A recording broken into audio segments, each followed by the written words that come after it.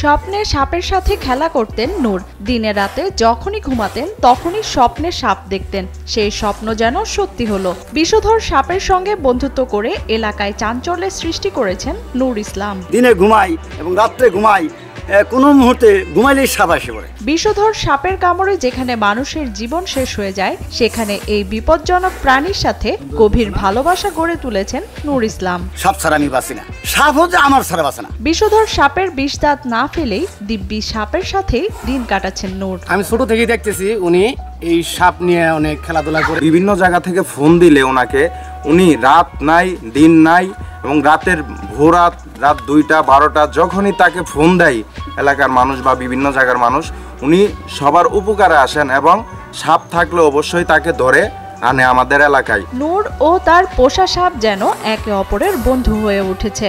বর্তমানে নিজ বাড়িতেই বেশ কিছু বিষধর সাপ লালন পালন করছেন সাপুরে নূর ইসলাম। মানুষজন বিভিন্ন জায়গায় সাপ বের হলে আসলে মারতো, উনি আসলে সাপকে মারে না, অত্যন্ত ভালোবাসে, অত্যন্ত সাপের সাথে খেলা করে, অত্যন্ত সাপ প্রিয় জিনিস। জামালপুরের ইসলামপুর উপজেলার বেনুয়ারচর গ্রামের বাসিন্দা নূর ইসলাম বিষধর সাপ ধরার কৌশল রপ্ত করার সাথে সাথে সাপের সঙ্গে তৈরি করেছেন গভীর ভালোবাসা। 5-6টা মুরগি মারছে, কোন জায়গায়, এই জায়গায় যাই আরে দেখি, হ্যাঁ এই জায়গায় সাপ আছে। এই সাপ দেখার এবং কোন জায়গায় থাকে এই জিনিসটা আমার খেয়াল দেওয়া নেই। এসে বলবো ইনার প্রতি সাপ ধরতে ধরতে এমন একটা নেশা এবং খেলা শুরু হয়ে গেল আমার। 10টা 15টা 20টা এইভাবে করে সাপ ধরা শুরু করল। পারিবারিকভাবে কোনো সাপুরে পরিবারে জন্মাননি নূর ইসলাম, কিন্তু 7 বছর বয়স থেকেই তিনি স্বপ্ন দেখতেন সাপ নিয়ে খেলা করার। একদিন একটি সাপ ধরেও ফেলেন তিনি, কিন্তু সাপটি তাকে আক্রমণ না করে তার সাথে খেলা শুরু করে।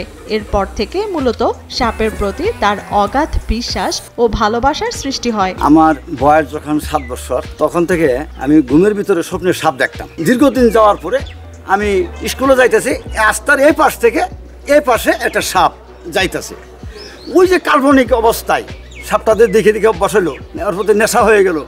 তারপরে দেখেন ওই সাপটা থাপড়া দিয়ে ধরলাম, এই পকেটের ভিতরে আপনার রাখলাম। এটা নেশা বাড়িতে নিয়ে এসে খেলাধুলা করি, খেলাধুলা করতে সাপের প্রতি অত্যধিক নেশা হয়ে গেল। কাছে বা দূরে কোথাও কোনো সাপের সন্ধান পেলে সেখানেই ছুটে যান নূর ইসলাম। নিজ এলাকা সহ আশেপাশের জেলাগুলোতে তার নাম ছড়িয়ে পড়লে বিভিন্ন জায়গা থেকে তার ডাকও আসে সাপ উদ্ধারের। তবে অভিভাবকদের ভয়ে বাড়িতে না রেখে জঙ্গলে সাপের বাসস্থান তৈরি করেছেন তিনি। ওনাকে খবর দিলে উনি যে সাপটা উদ্ধার করে নিয়ে আসে এবং যেটা রাখার রেখে দেয় এবং যেটা ছেড়ে দেওয়ার উনি জঙ্গলে ছেড়ে দেয়। উনি সাপের সাথে অনেক ভালোবাসা এবং আনন্দ করে সাপের সাথে। উনি অত্যন্ত ভালো লোক, আমাদের গ্রামে অনেক সেবা করতেছে, ওনার দ্বারা আমাদের গ্রামের অনেক উন্নতি হইতেছে। সাপ ধরার বিনিময়ে নির্দিষ্ট কোনো অর্থ দাবি না করলেও যা পারিশ্রমিক পান তা দিয়েই চলে এই সাপুরের সংসার। তবে অনেক সাপে কাটা রোগীকে সুস্থ করে তোলেন বলে দাবি এই সাপ প্রেমীর। এই নূর ইসলাম ওঝা বিভিন্ন জায়গা থেকে সাপ ধরে আনে এবং বিভিন্ন জায়গার অনেক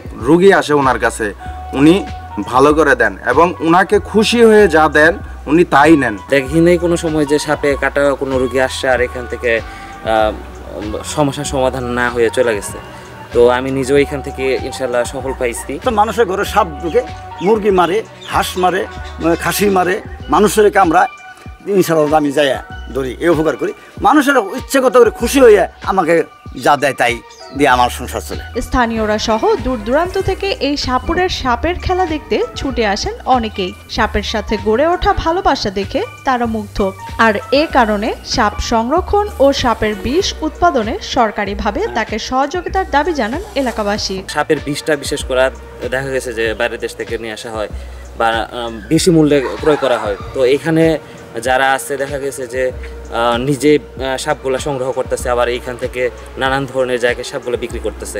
তো সাপের বিষ যদি সংগ্রহ করার কাজে তাকে নিয়োগ দেওয়া হয় তাহলে দেখা গেছে যে স্বল্প মূল্যে সে সাপের বিষগুলো বাংলাদেশ সরকারকে দিতে পারতেছে।